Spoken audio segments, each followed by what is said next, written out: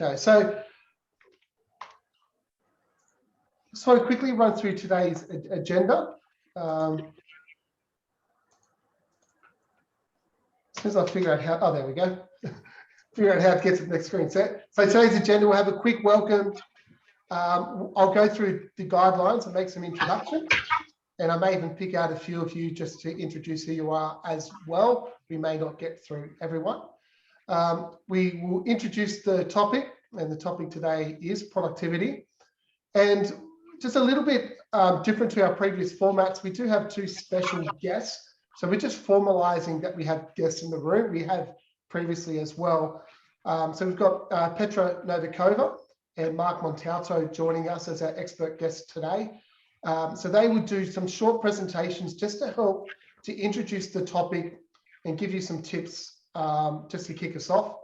And then at 10:50, we will go into the think tank where we will actually have open discussion. At 11:20, have some closing remarks, and then we'll close out by 10:30.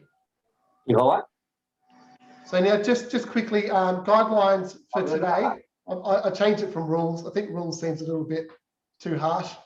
But our guidelines today is please leave your cameras on. This is an interactive forum where we want to be able to see you and participate with you. If you have your camera off, and I understand that we all have jobs to do as well, I'm just going to assume that you're not involved in that discussion. So I'm not going to, I guess, ask you a question or something like that. So, but if you can leave your camera on, please do. And then the second one is participate. Now, speak up, ask questions. We want to hear your ideas and your experiences. So if you could do that, that would be great. And thirdly, respect. Of course, there's many different people here. Oh, you lost something. From just different organizations, different places around the industry. We want to respect everybody and their opinions. Number 4 is openness. This is a forum where we all walk in assuming that we're not the smartest person in the room, and we want to hear from others. Be willing to accept that maybe there's things that we haven't tried that might work. And then finally, listen. So listen to each other, but also, if I can ask that you do listen to myself as well as I try to facilitate the think tank. Also, there is the chat function. So if you do need something, please put something in the chat and hopefully someone will be able to help you out. If there's an idea or a website or a tool or something that you want to share with the group that you think is relevant to a topic that's being discussed, feel free also to put that into the chat function. We will get together all the, I guess, the resources that people share at the end and share it out to the group as well via email. That's okay, Don. Yeah. Sorry about that. No, that's all good. If you are talking, if I can ask that you are on mute unless you actually have a question or scan one sorted. I guess. Sorry, Andrew, do you want to try and make me co-host and then I can manage the muting? Yeah, that would be great. I might do that. I want you to do the fact find. I've just changed the settings in Zoom. Done. So you just need to. You're now the host, Carrie. Fact find. Right. Okay. And complete as much as possible. So that will take you some time. Okay. Well, I'm getting really good at this. Not really. Let's go back.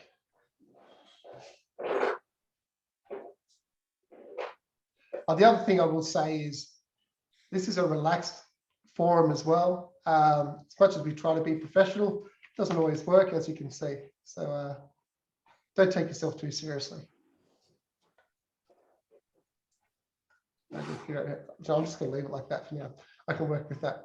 So look, just to kick us off, when you first start your business, it is I liken it to having a child, and if anyone in the room has children, I'm sure you'll be able to relate to this. And when a mother first has a child, that child literally thinks that it and its mother are the same person. It doesn't have its own identity. So for example, when a young baby is hungry, it thinks that the mother already knows that it's hungry and feels the same way. It isn't until that child starts to develop and get older that it starts to realize that it has its own identity. And if anyone has a 2 or 3-year-old, you'll quickly discover that they have learnt the word no, and that they're their own individual person. They start to be defiant and push back, and it creates it's a great dynamic. And the reason why I'm just using this analogy right now is it's important to recognize that, first of all, in business, you are not your business. That your business is its own separate entity. It's its own person. It has its own personality, its own way of living and being alive. And yes, when you first start out in business, maybe there is a blurring of the lines of what is actually you and what is your business. And your business may think that it is you. But there has to come a time where your business starts to mature and become its own individual entity that, yes, you care for and you nurture and you look after, but that business needs to grow into a mature business that starts to give back to yourself and your lifestyle and the dreams that you have for yourself. It's very easy for you to become caught up in being your business and who your business is, and not being able to identify the difference. One of the reasons why this is dangerous is, for example, if you have a customer that your business is looking after, but kind of lets down, and gives the customer a 6 out of 10 service, where you pride yourself on delivering a 9 out of 10 or a 10 out of 10 service, you can take this personally, and that can actually impact on your mindset and how you feel about going and working in your business. However, if you have an understanding that your business may only be giving service at 6 or 7 out of 10, but you need to be okay with that, because your role is to actually nurture that business so it gets to that stage where it delivers a 9 or 10. Similar to, like, if you have a child who's riding a bike and they fall off their bike, you're not going to take that personally and say, I can't believe that my child fell off a bike, I must be horrible. You go over to that child and you nurture that child and you encourage that child to get back on the bike and maybe adjust a few things to help that child continue in its learning and development. So when we start looking at productivity, process, what is really vitally important is that when we start a business, we understand what is the outcome we want the business to deliver. And I'm not just talking about a great mortgage or a great home loan rate for a customer, but what does that business deliver for you, your lifestyle, your family, your community? What is that outcome? And it's important that that becomes the focus of how you filter what you do on a daily basis and how you build out your process. What your process cannot be is just an extension of who you are, or otherwise you will burn out. So when it comes to building, as I said, building out that process, the process must deliver the desired outcome. It must be designed to deliver the desired outcome.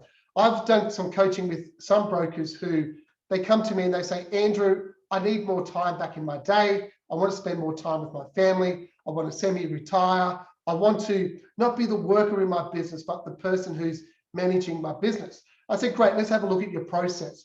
What's really good about your process? And they go, well, I'm really good at this and I'm really good at that. And this section's great. My customers love when I do this.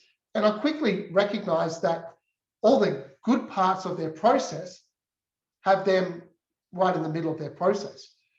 And I said, well, that's fine. If you want more time and you want your business to deliver more money and more time to yourself, let's take you out of the process. And they go, oh no, I can't do that. That's because I really enjoy that. My customers really like that. And the issue is the process being built around them and how they operate, rather than being built to deliver the desired outcome that they want. It's a very difficult transition for them to actually make.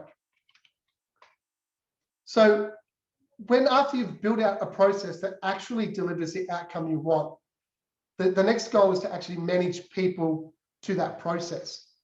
One of the other big errors that I see that people make in business is they hire in talent, or they delegate, sorry, they don't delegate, they abdicate the responsibility of running a portion of the business to someone else. And once again, what happens when you get in talent and you buy them just for talent, or you abdicate your responsibility and leave it up to someone else? The process that develops around that person, it takes on a life of its own, may not be delivering the outcome that you want for your business.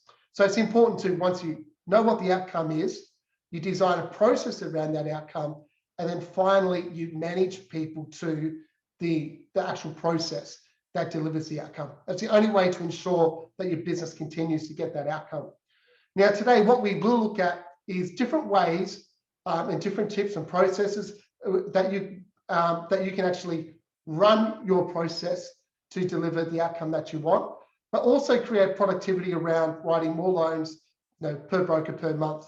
And we'll explore 3 things. We'll look at some tools that you can use to do that, and we'll also look at the technology, and then finally how to manage that as well.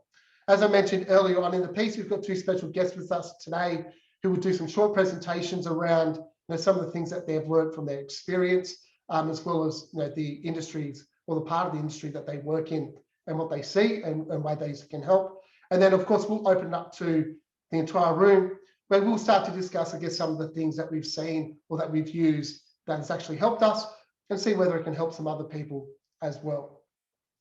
So without going any further, I do want to introduce our first special guest for today, which is Petra Novakova from Corona Assist.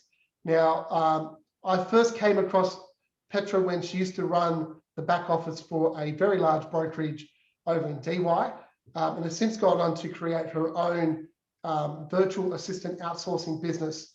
It does some incredible things, including a lot of charity work. And I think you'll find her quite interesting. Not only is she providing a solution to people who need to get some time back or efficiencies in their process, but this is someone who's been there, done it, run a team, run a back office. She really knows what she's talking about. So I'm very excited to introduce you to Petra. Over to you, Petra. Good morning, everyone. What a beautiful introduction that was, Andrew. Thank you so much for having me. I just need to say from the start, I love the analogy when you said the mother and baby. I think it's when you're looking into, when you're starting a business, I think there's a big difference being self-employed and being a business owner. And the only way you can be a business owner if you're going to build a business outside of yourself, because if you're going to be self-employed and doing everything on your own, the business is always going to be yourself. So you can't really have freedom in your life in a way. Okay, can I share actually my screen? Is that okay? Should be able to do that. Can everyone see my screen now? I assume so. Okay, cool. So who is actually Corona Assist and who is myself? So as Andrew said, my name is Petra. So I am originally from Czech Republic. That's where I was born. And when I was 18, I moved to England, to London, and I was studying finance and accounting in England. And then in 2013, I moved to Sydney, where I got a job for YBR, for Yellow Brick Road, where I was working in Manly and DY. I was actually supporting a mortgage broker and financial planner at the time, where at the end of the time, so after a couple of years of working for them, I was able to get a virtual assistant. And by having the right processes and the communication with the VA, I was actually able to outsource 90% of my job. So then I saw the opportunity and I left Sydney, I moved to the Philippines, and I started my own outsourcing business. So Corona Assist is an outsourcing business who is helping financial planners and mortgage broker to outsource their back office. So what we actually do is we identify the bottlenecks in your business. What are the low value tasks that you do? And then we find the right person, and then we outsource them to our team in the Philippines. So what is actually a VA? VA is a person who works in your business same way as anyone else. The only difference is that the virtual assistants are usually based offshore. And our VAs are based, as I said, in the Philippines, in Cebu City, which is the second largest city in the Philippines. My opinion, or based on my experience, Philippines is the best country to outsource, especially for Australian clients because of the time zone. It's only a couple of hours behind New South Wales. The level of English is amazing, and it's also a great educational system. So the people are very smart, and they're just great for the back office and for the work. Okay. If you have any questions, just ask me, just jump in, please. The way I work with my clients is that we would assign you full-time dedicated VA. So that way you can build a relationship with a VA as well. So you know who you work with, you only work with one person, they understand your clients, they understand your internal processes. So it's a lot easier to manage as opposed to if, let's say, you're having pay per deal basis, so which is very transactional and you always deal with different people. Any questions? So what is the problem? So of course, mortgage brokers' problem is the time. Yeah, the time that you spend behind the computer, the time spent on the paperwork, the compliance is getting harder and harder. So if you're working on the application, it's just taking way too much time. So if you're working on everything by yourself, you, generally speaking, you're spending 70% of what you do as a mortgage broker on the low value tasks, which is what you're doing behind the computer, and 30% of your time is spent on the high value task, which is usually seeing the clients, networking, nurturing referral partnerships, and so on. Okay, so this is what it looks like. So you as a mortgage broker, as I already mentioned, so usually you spend around 70% of what you do on the low value task and 30% on the high value task. So when you should consider outsourcing, mainly you need to be committed to the process, because if you're getting a full-time VA, you really need to build that relationship with them. And if you're sick and tired, of course, of doing everything by yourself, and if you feel like, you know, sometimes you have the feeling when you finish the day and you just felt like, okay, well, I had such a busy day, but I feel like I got nothing done. And that's because you spend the time on the busy task, but not on the productive task. And then lastly, what I wanted to say, of course, you need to know who you want to position yourself in your business. So do you want to be the expert or do you want to be the technician? So if you position yourself as an expert, then of course you need to get a technician who's going to help you to deliver your services. Yeah, so work smarter, not harder is the best motto. definitely applicable here. So what is the solution? So 3 steps. Identify the bottlenecks, identify the low value tasks that you do in your business, where you're actually wasting your time, find the right support who can help you with that, and then just focus on what you love doing. Okay. This is where I want to probably spend majority of my time today. This is how you can work out what you can actually outsource. So the best way, or what I do with my clients, is that we would do this exercise together.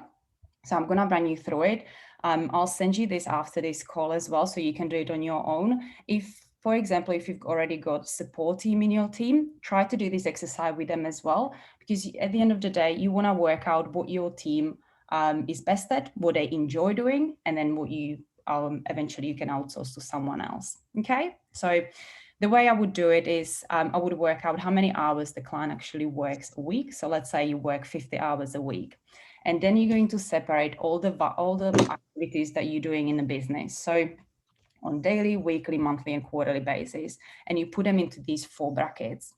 The high value tasks are the tasks that's adding value to the business, and then low value task is anything that's just you have to kind of do. Yeah. So generally speaking, these are the answers that I usually get from when I'm speaking with mortgage brokers. So the high value tasks that you enjoy is usually client meetings, networking, referrals, working on strategies, or helping the clients to get better outcomes in their life. The high value tasks that you usually don't really enjoy is the best interest duties, servicing calculators, or possibly doing the research. And then we've got all the low value tasks, which is all the admin and the data entry and so on. Yeah, the never ending follow-ups, being on hold with banks and all of the annoying stuff that's very time consuming. And then you've got low value tasks that you actually enjoy. Could be none, celebrating client wins, just the little things. And then we can work out, okay, well, how many hours of these 50 hours do you actually work on things that you love doing? Okay, let's put 10 hours. Yeah, 10 hours on the high value tasks that you don't necessarily like doing. And majority of the time you spend is on the low value tasks that you dislike. Yeah, this can completely vary from a broker to broker. But as I said, generally speaking, this is what it usually look like. And then if you look at all of these brackets, you can identify that you're only spending 10 hours on your why. The high value task that you love is why you're in a business, why you started in the first place. Then you've got all of these, the high value tasks you dislike and the low value tasks that you dislike is what you have to do in order to do your why. Yeah, and this is where you need to realize how you want to position yourself in a business. So do you want to be spending majority of your time that, you know, what you're best at, what you actually love doing? If you look at the low value task that you dislike, this is the perfect job description for the VA. So this is how you're going to identify what you're going to outsource as a first instance. So once you get rid of this, you're going to have 30 hours of additional time. So, and then you need to work, okay, how I'm going to allocate this time, or what am I going to do with this time? The beauty of being a business owner is that you are the one to decide what you're going to do with your time. So you want to spend more time with the family, beautiful. You want to invest it back into the business so you can scale the business, great. But you are the one to decide, okay? Once your VA is up to speed with a low value task, you can start adding more complex tasks, and they can start helping you with the task, the high value tasks that you don't enjoy.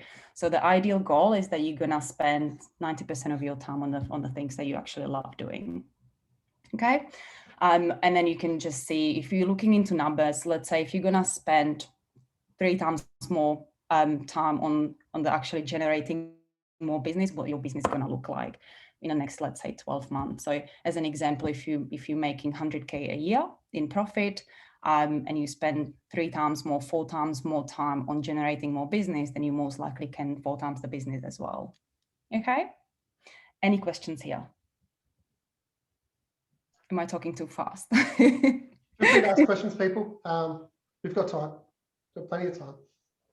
So I might jump in. Thanks for the presentation, Petra. When people are going down the journey of outsourcing for the first time, where do they tend to get stuck or confused? You get stuck. Probably you need to first work out what you want. Yeah, so you need to work out the job description the same way as anyone else. If you, let's say, if you wanted to onboard a full-time employee, yeah, so you need to have clear understanding of what you want, because if you don't, then the VA is not going to know it either. Yeah, you want to create an independent role in the business for the VA rather than just sending them tasks, because if you're going to keep sending them tasks, you're just going to get busier by trying to keep the VA busy as well. So if you need to have clear expectations from the start. Mm-hmm. Okay. Very good. Anyone else? Okay, cool. I'm just going to go through it. It's just the last one. So this is what we want it to look like. So ideally, you want to spend 90% of your time on the things that you love doing. 10% is spent on the delegating the delegation, the low value tasks to a VA. And this is the final goal, what it should look like if you have actually a virtual assistant. Okay. How much does it cost? So usually ask question. So usually when you're getting a full-time admin in Australia, it's around $70,000 or $60,000 a year. If you're getting outsourcing from the Philippines, it costs around $25,000 to $27,000 a year. Obviously depending on where you go from or who you outsource from, but this is usually the cost that's associated with having a VA. So generally speaking, you can probably get 3 full-time people for the price of 1 person in Australia. I'd like to look at it that, let's say, if you have a support, if you have someone who's working in Australia or in an office with you, ideally what you want to work out is what are the things they actually love doing as well in your business, and upskill them so they can be adding more value to the business. But get someone else to fill out the forms, get someone else to call the lenders and be on the hold for 4 hours. Yeah, they don't necessarily need to be based in Australia to do that job. Okay. You don't need to worry about the HR, which is, of course, if you have a team, it's a huge part of it. So payroll, Medicare, superannuation, insurances, and so on. So if you're getting, of course, someone from offshore and an outsourcing company, they're looking after that for you. Benefits of outsourcing. There is, of course, a lot of benefits. The main one is, as I said, huge cost saving. And as I said, you are the one to decide what you want to do with your time and what you want to focus on. So at the end of the day, yeah, that's why we all started a business. We want to have some freedom in life. So yeah, if you get the help, you get a work-life balance as well. Petra, it's David O'Toole here. I just had a quick question with the team that you have. Mhm. Do they get trained up on the use of any style of CRM system?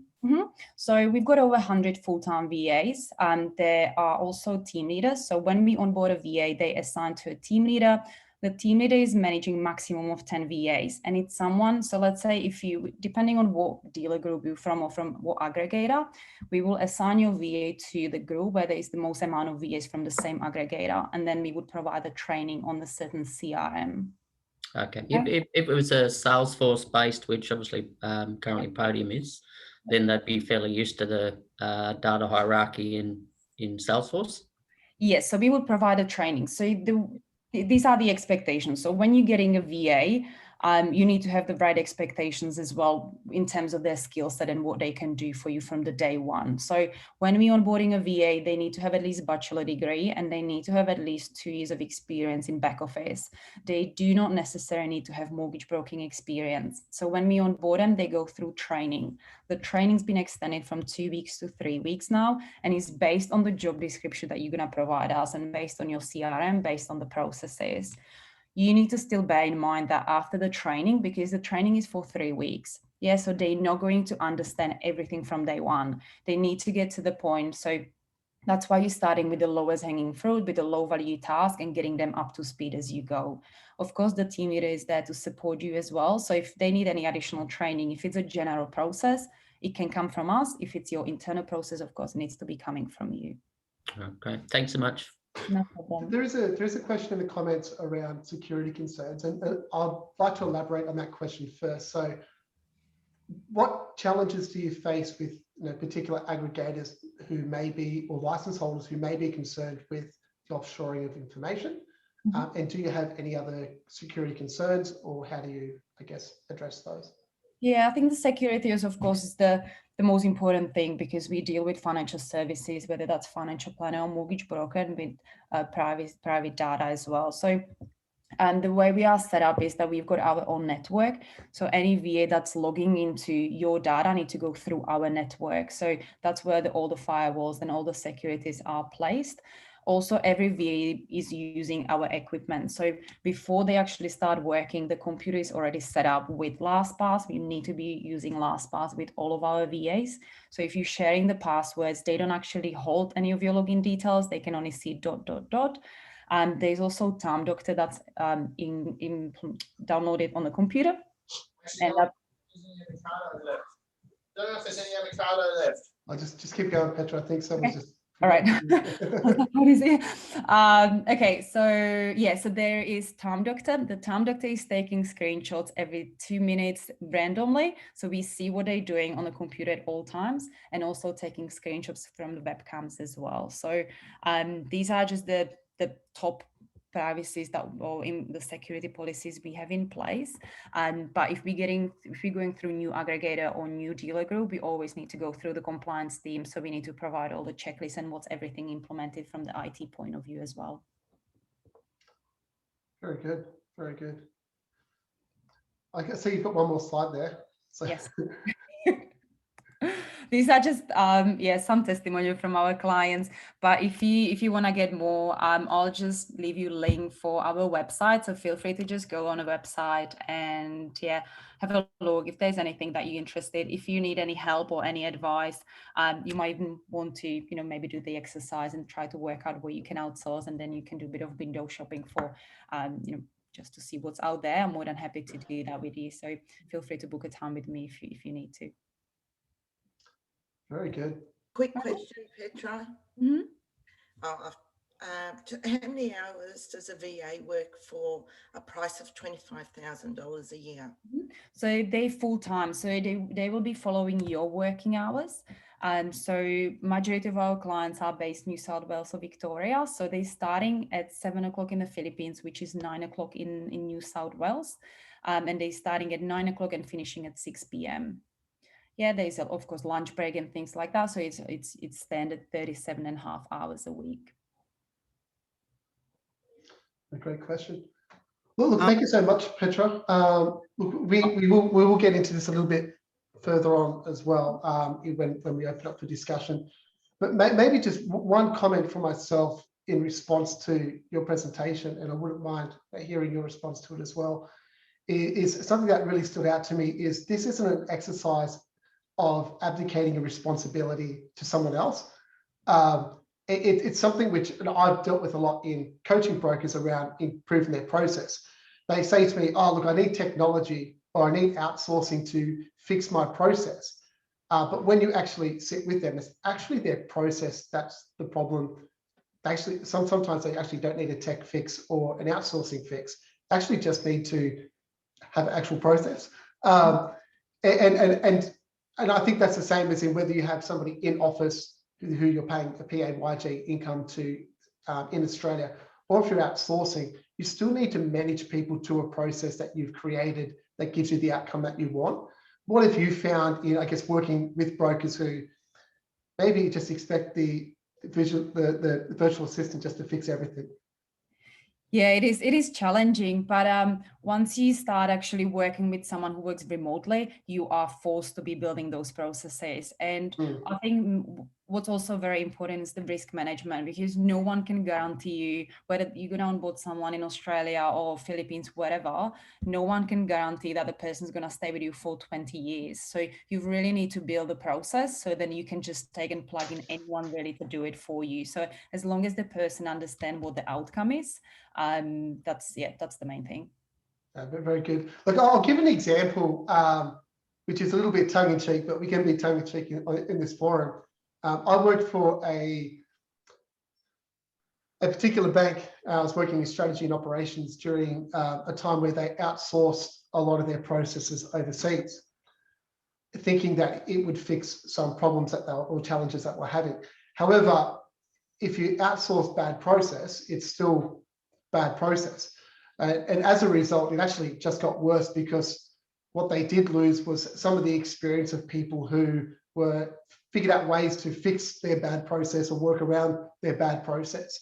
And as a result, recently they had to bring it all back onshore as well because of COVID. And we see some ridiculous turnaround times as a result. So it's very important to, this isn't a quick fix solution. It's not like give Petra a call, fix all my problems, I don't have to think about it, deal with it. This is about leaning into your business and going, okay, I really need to understand what is the outcome I'm trying to achieve here. Working with some great professionals who understand what it takes to deliver great outcomes, and then actually implementing those processes in your business and working with those. So look, really appreciate your time, Petra. Looking forward to, I guess, your contributions to the discussion later. Great presentation. Well done. Thank you very much. Thank you. So just, we do have another guest, which is exciting. And without too much more, I'm just going to introduce you to Mark. Oh, there you go. I've stuffed it up already. Mark Montalto. Mark he works for Plan Australia in their strategic partnership team, which works with some of the largest brokerages in the country in helping them develop, I guess, technology processes, business structures to increase productivity. Also, Plan Australia is a part of the Low Market Group. On a more personal note, Mark is one of my go-to people when I need to know what's going on in the industry about any piece of technology or tools and what other people are doing.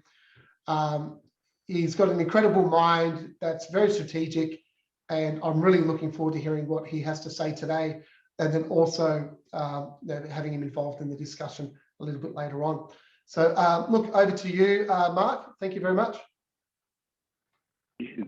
Thank you. Let me just share my screen. Just give me a sec. Just give me a sec.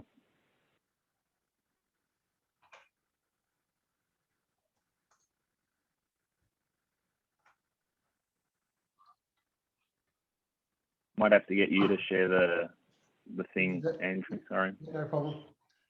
Just give me 1 second. So I'll just do a brief introduction just while Andrew's bringing that up. Ultimately, Petra and Andrew have probably stolen half of my presentation in the last 10 minutes or so. But just a brief rundown of who I am and so forth. So yeah, as Andrew mentioned, working in our strategic partnerships team at Plan. Prior to that, was a mortgage broker, and my old boss David O'Toole's on here that gave me an opportunity within Plan.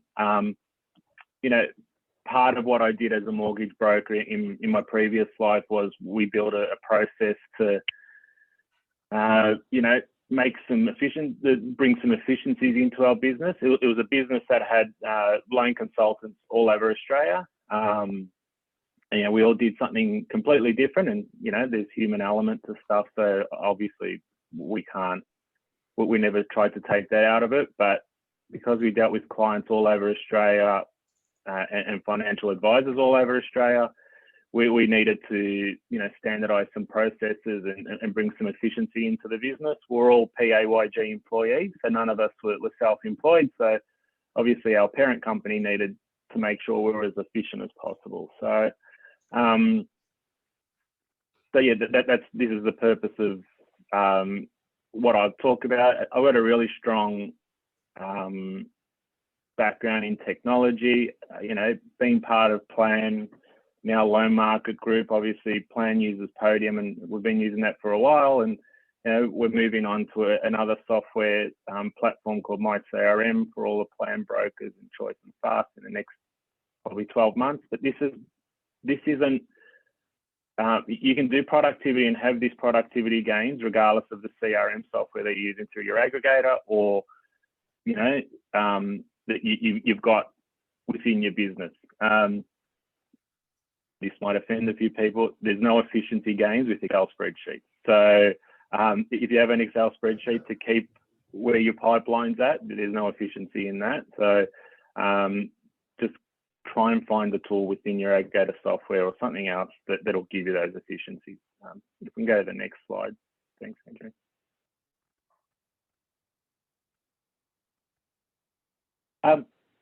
The basis of this is about customer process team. So that's the guiding principle of whenever you're building a workflow, what you should,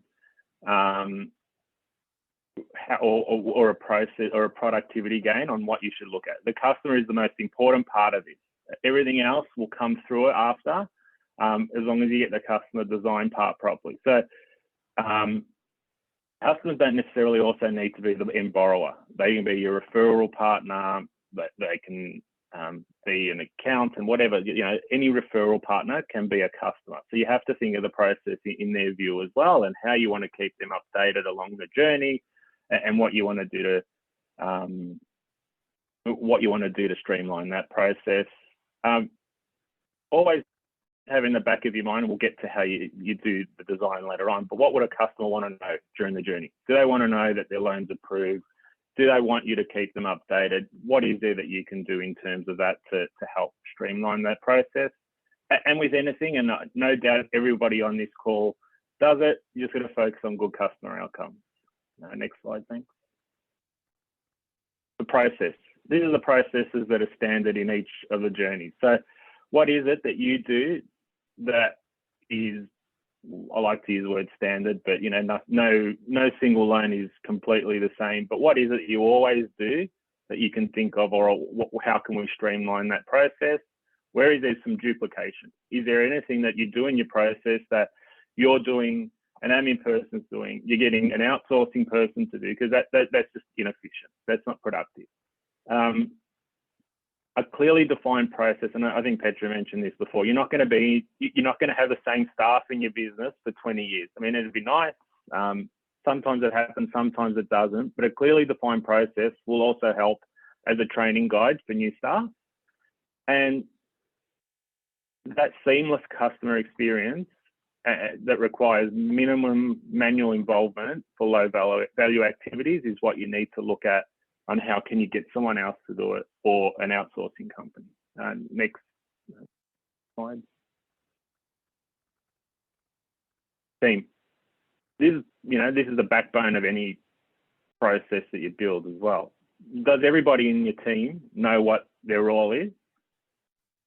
Does everybody in your team know what they have to do on a daily basis, regardless of the fact if it's on technology to do with the loan. Do they know what they need to do? And do you reward your team for good performance? But also, do you understand when you have to have those difficult conversations with them if you haven't got a good team culture around there? Next slide, sorry.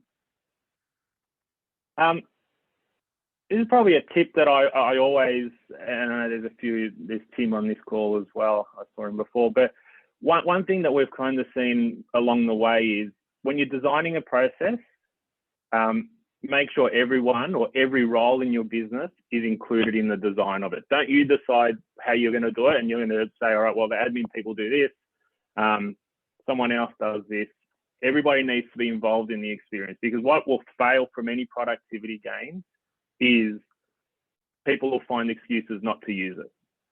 If you create a process, someone will just say, well, no, I don't want to use it. And it's just because you haven't consulted them. Always keep in the back of the mind, once again, that there's a customer at the end. So just keep that in mind, that you don't want to make it too convoluted and you want to be clear with the customer. But really, really important, make sure everybody in your team is there in the process. If you're a sole trader and you work by yourself, obviously, you also want to think about if you start bringing someone in, you want to know what every part of the process is. So that way maybe you can outsource certain parts of it and so forth, but just make sure you get a lot of people involved, because that's where it fails. If you just decide it by yourself and then no one else will use it, because you've just wasted your time. Next slide.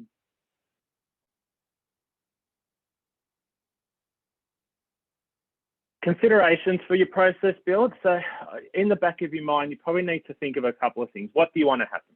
So is that a task? Is that an email that goes to a client or referrer? When do you want it to happen? Is that that's submitted when you create a client? How do you want it to happen? Some things you can automate through your CRM software. You want to have some manual intervention, so a conditional approval. You don't want an automatic email going to your client at conditional approval because of back channel messaging. So you might want to, semi-automate that, where you tick a box, you pick an email template, something along the lines to save you some productivity, save you some time. And who do you want it to happen to? Do you want a task to come to you as the record owner or the admin person, or do you want it to go directly to the customer? Just keep in mind that if you automate emails to the customer, that's your brand going out. So just make sure that they're really clear, they look good, and they have your tone of voice. Next slide, please. These are some examples, not limited to, but a new customer or a lead into your database, do they automatically get a credit guide or a privacy statement? Submission of a loan, do you have an email template, or do you set yourself a task to give the client a call? Approval of the loan and so forth. One thing that I'm starting to see a lot of is compliance process check. So X amount of days after the loan has settled, the admin person will get a task to make sure all the files and all the documents are uploaded into the system. But that's just a reminder. These are the tasks that you can put into a CRM software to be able to remind you of what to do. Post-settlement follow-ups, annual reviews, all that kind of stuff. Please. This is pretty challenging in COVID, but when we were ever designing a process for some of our businesses, our large businesses, we would sit down in front of a whiteboard for a lot of the day. And what we would do is we would plot out every step in the process, as small as it is, and then we would allocate it to a role. You can use sticky notes. I know that's not probably environmentally friendly. You can just highlight every way, every person in the process, be it client, referrer, admin, bank even sometimes, and yourself as the broker. This is a clear process. Jotting it down on a whiteboard is probably the best way, or some big screen is the best way to get it out and flesh it out with your team. Next slide. Important things to note, and I've kind of gone along with it as well, but whatever process you start with from day one will and probably should change over time as new staff come in, or you tweak it and you think, well, that probably doesn't suit my business anymore. I think we need to tweak it. So don't think that what you do from day one and what you implement from day one is going to be your final workflow or your final process. It is always going to change over time, and it should. If it's daunting, just start off small. Just build one process, maybe around annual reviews, that compliance check, whatever it needs to be. Just start off small, understand how the process works, and then you can start making it cover the whole part of the customer journey. Standardizing provides product predictability and productivity. So your customer will always know what they're going to expect from you, and you need to know then what your staff are going to be able to do. So you can kind of hand off. You don't hand off the responsibility for the really important things, but you're handing off things so that way everybody knows what they're doing. You got to understand why you want to be more productive. Do you want to write more loans, not work as many hours, spend less time on a file, play golf more often? Probably hard in COVID in Victoria, but you're not allowed to do much. But whatever that needs to be, you just need to know the why. This is one real big thing, and I know I heard Petra and Andrew mention it before. Technology is the enabler, so that'll help you do things. It's not going to fix a poor process. A poor process will fail no matter where it is, no matter what software you got there, no matter what flashy thing you see on the website that it's going to increase time and productivity. If you have a poor process behind it, it's going to probably take you more time and not going to work. I mentioned this at the start. The human element should never be taken out of anything to do on an ongoing basis. It's taking standard things, automating it so you either don't forget, or you can spend, if you save a couple of minutes per file, it's at least saving you a couple of minutes per file. I mentioned this before, get together with your team and to map out the process. Make sure it's uninterrupted. There's no client meetings on either side of it. There's, everybody's got their focus on it because this is where the customer process starts, how you're framing this. Oh. So someone's come off mute. Yep. Is that a question or is just someone's come off mute? I think someone just logged in. Okay. I don't think there's anything else under that slide, and this might be the last slide. So that's pretty much it for my presentation. If there's any key takeaways, it's one big thing is technology is the enabler. It's not going to fix a poor process, and try and automate the standard things so that way that you don't have to constantly remember to do it, and you can save time per file. Really, really good, Mark. One of the things you said just in that last slide that I think is important just to reiterate, while we're talking about technology solutions and outsourcing and all that type of thing, is not losing the human element.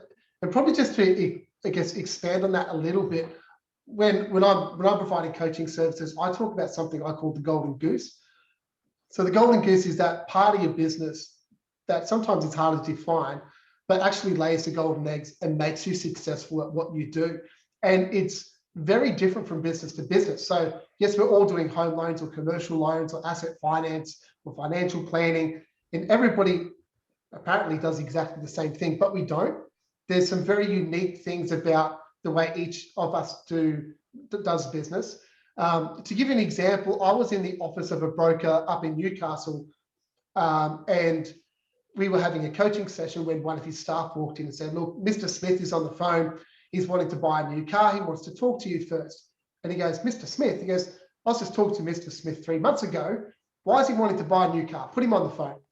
And so he answers the call and says, Mr. Smith, he goes, 6 months ago or 3 months ago, we sat down And we talked about how we were going to get you into your new investment property. And buying a new car was not a part of this plan. What is wrong with your current car? Is there any reason why you can't keep it and keep driving it? Why do you want a new car for? And starts to have this debate with this customer around going out and purchasing a new vehicle. Look, it's only going to depreciate in value. This is going to add 9 months to your plan to purchase the next investment property and so on. And then he hangs up and goes, oh, look at size. I was like, stop for a second. That is a part of your Golden Goose. That is a service that you're offering your customers, or a relationship that you have with your customers that no one else has. Some brokers would be like, great, asset finance deal right here, let's go for it. But that accountability and the relationship and the permission he felt he had to speak into his customers' lives was something very unique to the way that he did business. And he was looking to scale his business. And as he scaled, I said, you need to make sure that you protect that company culture or those values that you have that are uniquely you, because this is a part of the reason for your success. And we've seen it with franchise groups who suddenly, I'm not going to name one, but a restaurant chain comes to mind. It used to be fantastic, and as soon as they started opening up all over the place, the quality of their service and the quality of their food diminished, and all of a sudden they're in financial difficulty and nobody liked them anymore. You need to make sure that you don't lose the essence of who you are in your business, and that you find ways to systemize that or replicate that in others as you build out your process as well. So it's not just as, okay, what's step one, what's step two, what's step three? You also need to capture, what is the values? What is the vision you have for your business? What do you do to make things better? It's important to capture that as well. But look, great presentation, Mark. It's good to see that everyone's on the same page. And as disappointing as it is to hear that creating productivity seems like hard work, it's also good to know the reality of it. But I am just going to open it up to the group at this stage, and I'm happy for you to also ask questions of Mark and Petra. There's some other really good people in the room too with a lot of experience. I see Frank Vowles there from Trail Minders, who does some incredible work for brokers as well. There's a few really good people in the room. The question I'm going to ask is, and this is a fun question, what are those pieces of technology, tools, services that you've come across that actually do give you a quick win and actually make things easier and not harder? Does anyone had any experience with some quick wins that they can share? I'll jump in. Please do. Oh, good. Okay, I'll jump in. So I think, so based on my own experience, so we love using Loom, L-O-O-M, which is an application that you can download on your computer, and you can record your screen and do a little voiceover. So you can have a library of how to do certain tasks in your business. So that really helps you with, if you're getting a new staff member, they can just go through the videos, and it's a lot easier for them to get up to speed than if you have a workflows and written processes. It just helps a lot, I believe. That's a great tip, because what that also means is when you need to change your processes. I don't know if you ever had a documented process, it then sits in the drawer and never gets updated. It's very easy just to go, well, okay, the next time we're going to do this process and we're going to do it a little bit differently, let's just record it again while we do it. It's a great productivity tip there. Brilliant. Is it Loom or Loom? Loom. Loom. Loom. Okay. I'm just going to put that into, is that correct? I've just put it into chat. Yeah, correct. Oh, brilliant. Excellent. What else? Yeah, I would like to share. I use Calendly for appointment booking. So it saves a heaps of time. You don't have to go back and forth with the client to book an appointment. I simply send a link or put in my signature as well so that they can book it in. And, I can block my calendar. So you've got a control as well. So whatever your availability is like, it saves time, and it's a very good tool. Yeah. Yeah, I couldn't agree more. It saved my life. Calendly, especially if you're doing anything online. I know our last think tank, we were talking about social media and generating leads. It's a great way for for appointments has to be booked into your calendar, and you open up your calendar and all of a sudden you've got 3 leads sitting in there. It's brilliant. That's right. And it sent a reminder as well, and an email, so that also you get notified. And if they want to reschedule it for some reason, they can reschedule it as well. And you can also ask some clarifying questions at the start. So, you might ask, what's your current income? Are you self-employed or not, etc. Right. And just get like a mini fact find even before you go into the meeting. Great tool. Absolutely love it. Thanks, Faraz.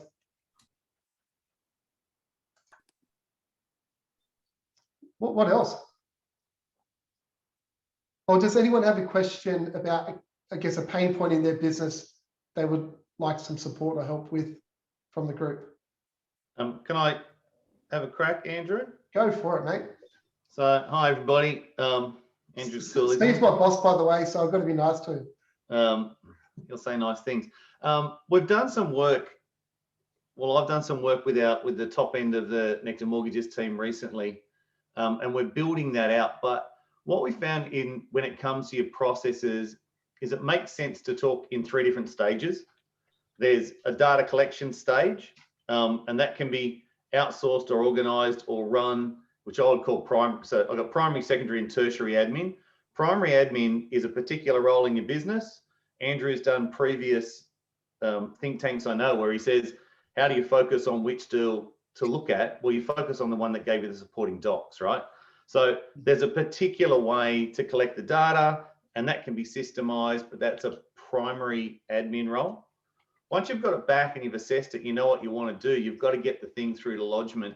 That's secondary admin. Again, you can outsource a secondary admin role, and you can either do first and second, or you can do just second, or you can do just first. You've got to look at where your time is best spent, what you're good at doing, what you and your staff like doing, and really what's chewing up time that's a low value cost, to Petra's point, right? So, and then you've got tertiary admin. So once it's lodged, who's going to follow it through to settlement?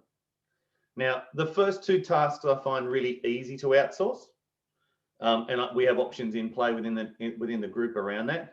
Once it's lodged and you're following it through to settlement, I just kind of find it's harder to use an external team. I'm not saying you can't outsource that to a third party. And if you were to have your own VA, that's very different, because that is one of your own team. But yeah, think in terms of 3 things you've got to do. You got to find the client and then collect the data. Then you've got to get the thing ready to lodge. Then you've got to get the thing settled, right? And bust it up in your head into those 3 different things. I think you'll find the process of creating, what works for you a little easier. No, really good. Great way to, I guess, break it down and make it easier to think about. Thanks, Steve. There's a really good question from Lauren.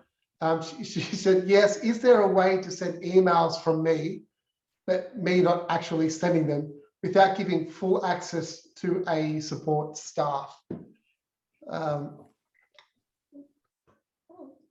Is that, I guess I might jump in. Sorry, I think, so Michael, you're on mute, by the way. Yes. So I've spent a lot of time looking at productivity throughout my career. And if you actually break down the average person's day, they spend around roughly 40 to 40% of their time reading, emails, etc., etc. So a simple productivity hack is to quadruple your reading speed. And there's certain people like Jim Quick who teach you how to speed read, because most people read as they speak, and you can only speak about 140 words a minute.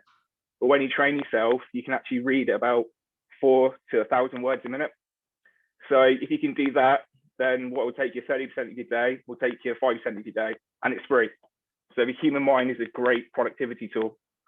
Or you do what I do and just get someone else to read my emails for me. Thanks, Kerry. Mark, I think you had a comment on that. Yeah, just more about the sending the emails. Is that out of software, or is that just out of Outlook? That's probably just that follow-up question I've got to Lauren. Just out of Outlook. Oh yeah, out of Outlook. Yeah. You can create templates, but yeah, you would have to probably give them access to Outlook, I would say, which doesn't sound like really keen on doing. There are options within CRM software that you can have email templates and send them out for your standard type of emails. So that might be an option if it's a standard email, but if it's all your emails, yeah. I know that you can send emails on behalf of myself, but I wanted to look like that it actually comes from me without me actually doing it. So I just didn't know if there was a way to do that. Kerry, do you have anything to add to that? I'm sorry to harass you. I know that you, well, I think I just gave you my password to my email. Is that how I do it? Yeah, I think it does look like it's coming from Andrew, but I think it does say on behalf of Kerry on the actual email when I send things. I'm not sure on the other, that's a new one for me, sorry. Lauren, there would be a way to do it. If I look at our greater network, we send on behalf of 90 different brokers to their entire databases. We do that and it looks exactly as if it is the broker. We have that permission, but it's kind of ghosted, if you like, the way it's done. We would have to check with, I've got a data specialist in the business. So if I go and check with the data specialist, Andrew, you've got Lauren's details. Yeah, I do. Challenge accepted. We'll get you an answer on that one. The issue, obviously, in and around emails, and as a security issue, while we're talking about things in general, 75% of all hacks come through Microsoft Office, and almost all of those come through Outlook. So it's your emails that are giving you exposure. And if you think about how many pieces of data on clients we have in email and Outlook, like as an entity, it's scary stuff. So I'd be really cautious giving anybody, just carte blanche on your email address. I know Kerry has it for Andrew. My EA has mine too, okay?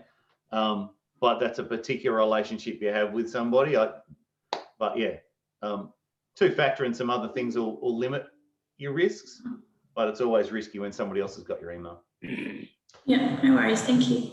Really good point. That may be a think tank for another day around IT security. It's becoming a major issue in our industry. I think we're being somewhat targeted by some groups at the moment. So just something to be aware of, and have a chat to your aggregator about that, and make sure you've got the right software in place to protect yourself, because it could be an expensive exercise. Andrew, just from my side, more of an observation, just in support of your presentation, Monty's and Petra's. I've been sort of in the mortgage broking industry now, unfortunately, for 22 years, since the late 90s. And the biggest thing, the language has changed a bit over that 22 years, but I've always been focused on the value of specialisation. And I think, as Andrew mentioned at the beginning, when brokers, or when people become brokers, they have a passion and a specialisation in looking after customers and arranging good customer outcomes. And the complexity of process now has really made it's easy to get sidetracked by all those other things. So for me, the value of outsourcing in some shape or form, all those things that you're not a good specialist at, is all about having the right partnerships, from my point of view, and ensuring you've got the right people around you to look after those tasks and help you with processes that you're not naturally good at. Like when I went through school, it was always work on your weaknesses, and always had the view as well, why don't I just focus on my strengths and surround myself with people that complement my strengths? Look, absolutely. That speaks to, if you're looking to diversify your income streams into your business or build other assets. Also, just a long time ago now, when I was a self-employed coach, so just doing coaching, I did a number of survey monkeys across just people in the industry, trying to get some insight into, I guess, where people struggle and what makes people successful. And one of the overwhelming things that came out of that survey is a lot of successful brokers have been successful because of who they surrounded themselves with or who they partnered with, which is, it's not commission split, it's not lead generation, it's not brand, it's not CRM. It's, I stayed in my lane, I was really good at what I did, and then I partnered with other people or outsourced stuff to other people who were good at what they did, and that helped me scale and get success. There's some more questions in the chat. What is average time for primary to tertiary on STD loan? Standard loan, I'm assuming. So how long does it take for the standard loan to go from primary to tertiary? That's a really good question in this current environment. Does anyone want to have a go at commenting on that? I guess the question is really, if you have all the information that is required for a loan launchment, what do you reckon would be the time, average time taken from stage 1 to stage 2 to stage 3, if you have all the information, complete information at hand, on hand? So that's, look, I think it's a really good question, and I wouldn't mind just expanding on that a little bit. Productivity can be measured by number of loans per broker per month. So that's a good way just to measure the productivity. If you're looking to increase that productivity, the number one, I guess, lever that you can pull to increase productivity is making sure that you only engage, especially if you're the advice giver in your process, that you only engage with people who've already provided you with documentation. A lot of time is spent working with people on loans that would never go ahead, or they would never give you the documentation required to go ahead. And that's where a lot of people lose a lot of productivity. So, so that's, I guess, to set some context to that next part. How long should it take? The reality is, if you have all the documentation, but between getting all the documentation to lodgement, I think the quicker you can do that, the better. Like you're talking about, 1-2 days. If all you're doing is processing deals that you already have all the information you need, that is exactly where you're going to get productivity from. How long? Well, as quick as you can.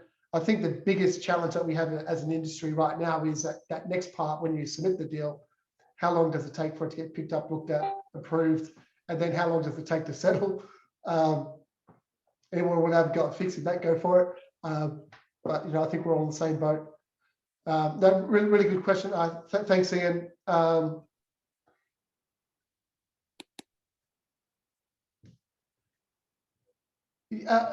What is? How long does it take someone to actually, on the back of Ian's question, how long does it take, or do you think it should take to actually process a deal? Like from the time when the customer first gives you documentation, we'll say that's a starting point, until you actually get the deal submitted. How long is it taking people? It's okay to be vulnerable and open. I think the answer is it can vary so much. Yeah.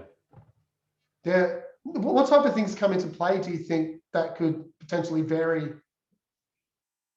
Obviously, the type of deal,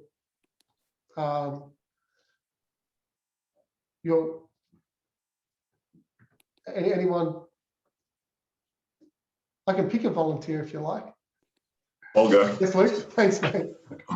We've had some, as you know, we use My CRM, so we're using their Finance Vault for document collection and stuff like that. Sorry, not My CRM, Broker Engine. What am I talking about?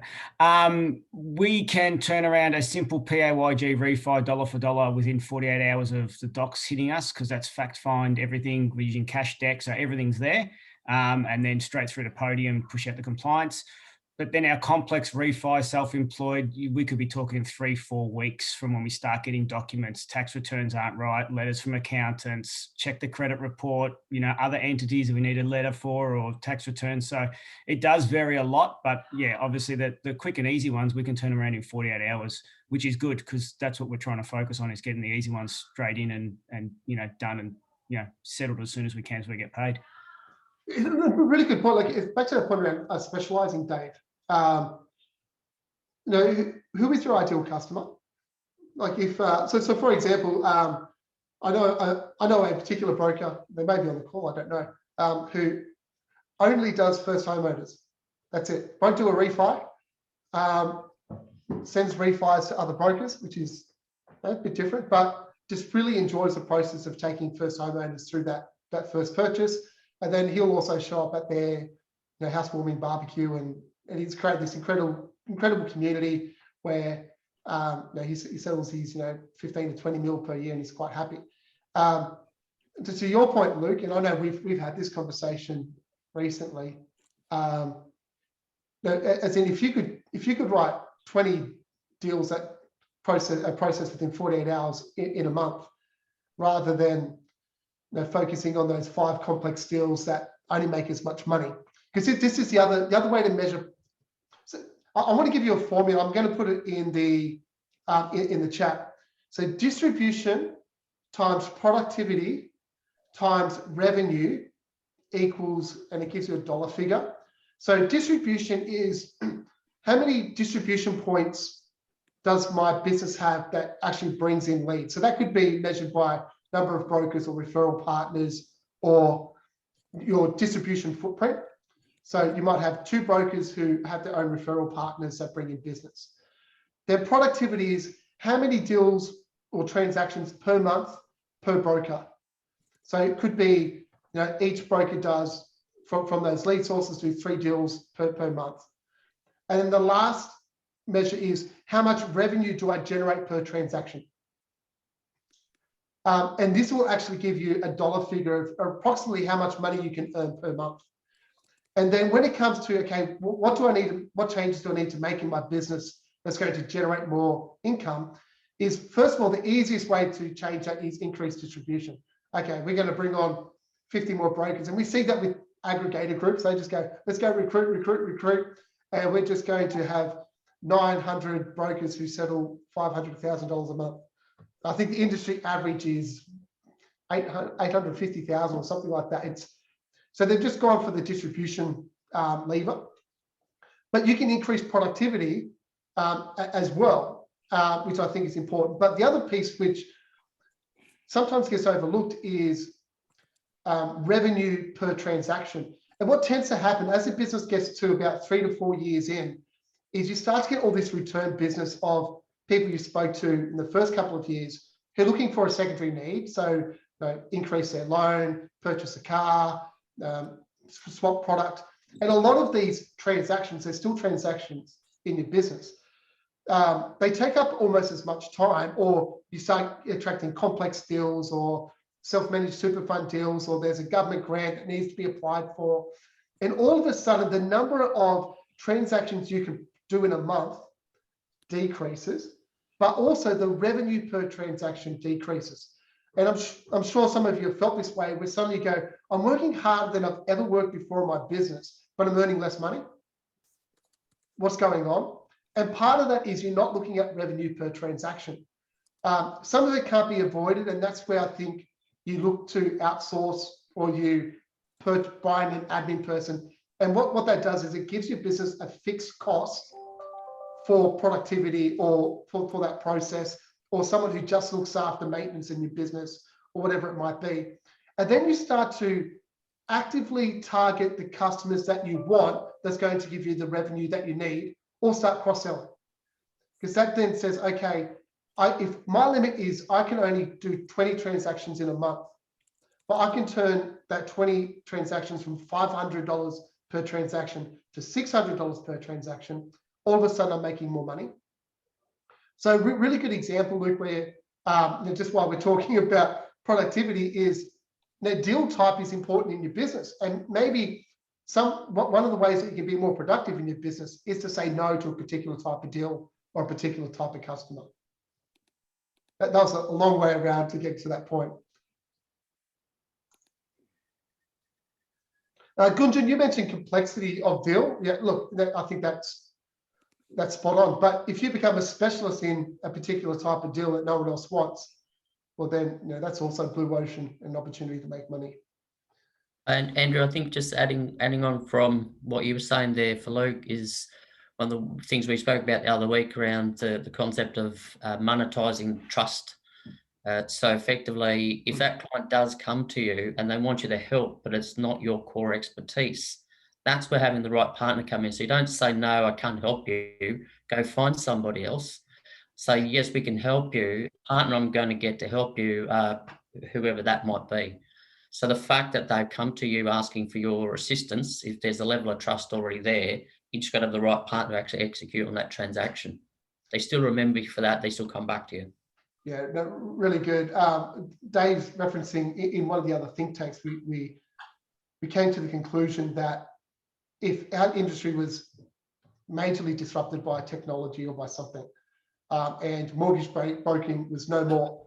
What's the most valuable parts of your business? And it was your database and your personal brand or your trust. And David won't say this, but I'll say it for him. He actually works in a great asset finance commercial business that partners with brokers right across the industry to give them that solution. So it's something which he is an expert in. But no, exactly right. That's another way that you can look at it. If you're sitting on a database, and maybe you're not the expert in a particular area, but is there someone else that you can partner with that can actually generate more income, or even just give you an opportunity to say yes to more customers, or allow you to specialize in what you're good at and let someone else specialize in what they're good at, and also gives you the opportunity to have more touch points with that particular customer to keep them stickier as well, which of course prevents runoff. What else is what other tools are people using right now? I really liked some of the examples that were given earlier. Has anyone else found any really cool apps or services? Has anyone? Question for me: has anyone used Sherlock yet? Seen them advertised all over the place. Aren't we not allowed to? Wasn't there an email come out this week that said? Oh, was there? Yeah. Good question.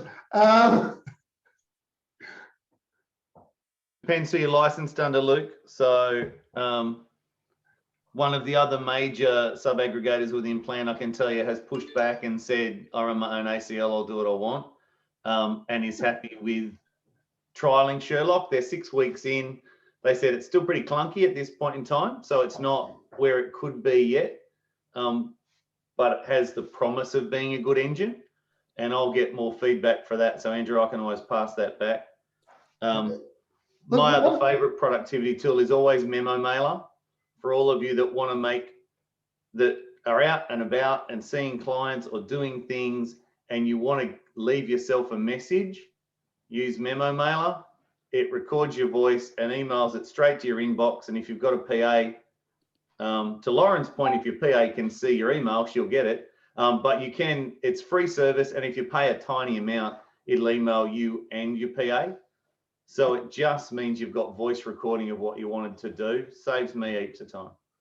Yeah. So I've just been informed that Sherlock does take access to your entire database and not just, which can be a bit of a risk. So it's something to think about, of course.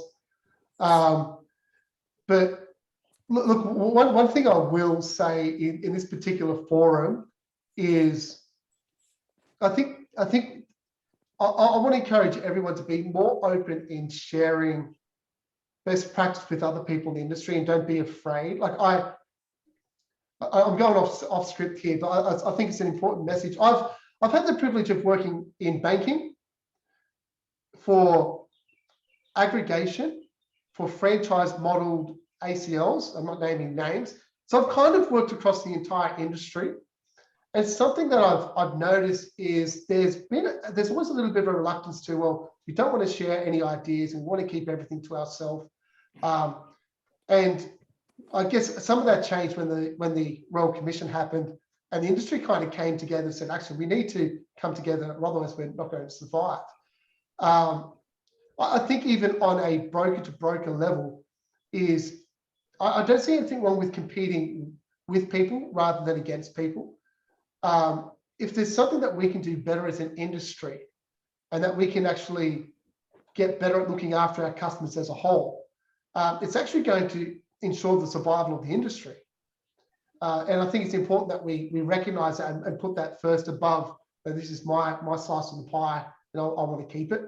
And if anyone has had anything to do with the financial planning industry, you can see the messes created by them fighting each other constantly. And as part of the reason why I host think tanks is I want to encourage that attitude within the industry where there's good people who are willing for other people to do well. And I've on numerous occasions, I still take calls from people from multiple aggregators asking for my help with stuff that I help with. I don't get paid for it. There's no intention other than you want to see the industry go ahead and do well. So I think these kind of forums are good for that. Just to put it out there, the aggregator I currently work through probably wouldn't agree, but that's okay. I'm my own person. I can say that. All of those are people from that aggregator on here. Anyway, you know who you are. Well, I'll give a shameless planned plug. Yeah, One thing that we like to pride ourselves on is that we're a family, and we have gatherings where we like to share ideas. And the first year I went to it, I was amazed that competing businesses were pretty happy to share what they do and how they do it. So yeah, I think that's something we pride ourselves on, plan. And Steve just spoke about it where he was speaking to a competitor where they were talking about Sherlock. They're competing businesses ultimately, and but yeah, that's just something we'd like to pride ourselves on. We plan don't have all the answers, but our brokers, between us, we can probably work them all out. So. Well, look, and that's to that point. My biggest belief is one. No matter where I've worked, the answers to the problems facing the industry come from the front line, not from a head office somewhere. I myself, I haven't actually done a loan now for probably 10 years. We won't talk about that. I have not, as much as I coach businesses and I talk to businesses and I work with businesses, I don't have the answers. It will come from you. So the people on this call are the ones who actually know what's really happening on the front line. And I think it's important that people in positions like myself and others actually listen to what's going on the front line so we can better support people, generate tools. And I think this kind of forum is meant to help with that. If someone comes across something that works really well, I think everybody should know about it. I'm doing too much talking here. There's got to be, sorry, is that you, Tim? Yes, it is, mate. Sorry, I'm driving. Hopefully you don't get to see my face. But I guess the question in line with that, I guess having the good fortune to work with Mark, I've seen a lot of businesses come to us and say, hey, because process improvement's tough and it's quite specialised, to Dave O'Toole's point before. So we see a lot of businesses just say, just give us whatever kind of works for the successful broker down the road. And quite often, so sometimes we see that work within a franchise business because that's what they sign up for. But for a lot of businesses, and I mean, quite often there's a mug like me kind of challenging them to understand what makes them unique in a competitive environment where broker shares over 60%. You've got REA, Domain wanting to crack at our market, as well as, I mean, every week there's another kind of fintech popping up. So it's this balance between what makes you unique, but then also this kind of one way, same way approach. So I'm sort of keen to see if anyone's had any success in adapting process from another business and have done to get it to work. Because I see a lot of brokers want to do it, but then as we get under the covers of it, it's actually not going to fit either their customers, their team, or what they're trying to achieve. So I'm keen to see if anyone had success in adapting process from either another high-performing business or someone they know. Really good thought. Any comments?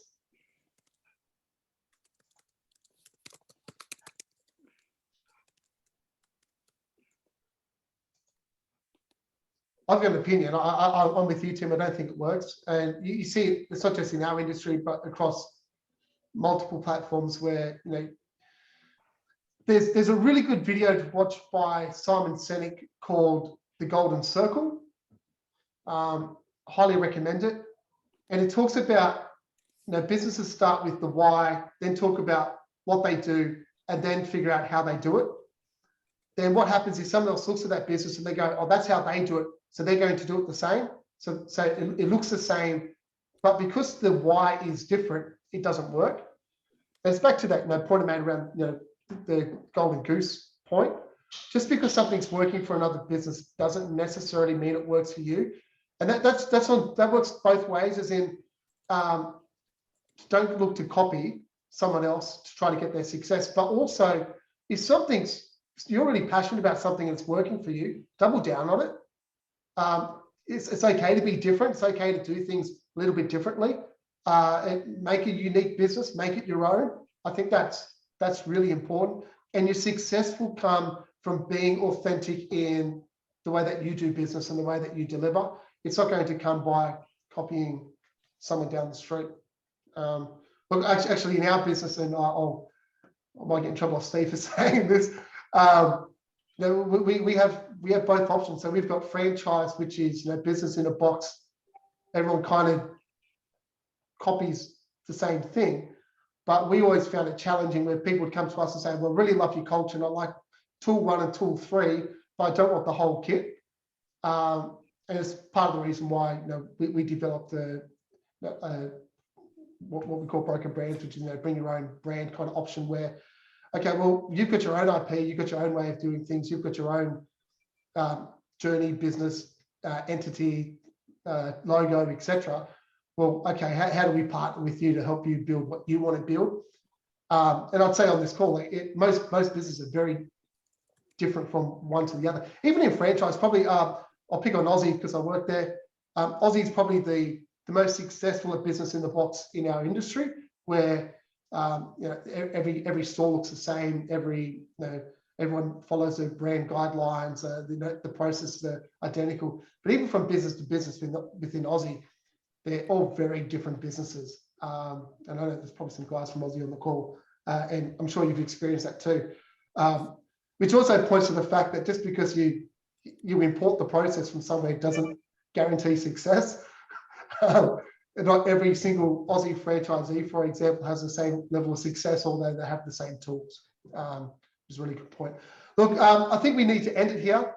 And just one more probably observation in line with that, or probably an observation over the last couple of weeks, in sort of conversations with a few businesses, is just the role that innovation plays around process improvement. Because I've seen a lot of times people kind of approach process improvement by pushing the work to someone else rather than actually removing the work. So I think innovation for me is looking for those time savings where we can actually remove some of the workload, where unfortunately some of the process improvement kind of gains people talk about is pushing the work to the customer, which I mean sometimes it's appropriate, but you got to be wary of the impact that has on the overall customer experience. Or so you either shift it to the customer or you shift it to someone on a lower hourly rate to you. So you're not actually removing the work. So you're not going to be able to remove it in every instance. But I think as a starting point, just think, I mean, innovation wise, what can I do to remove the work rather than just push it to someone else?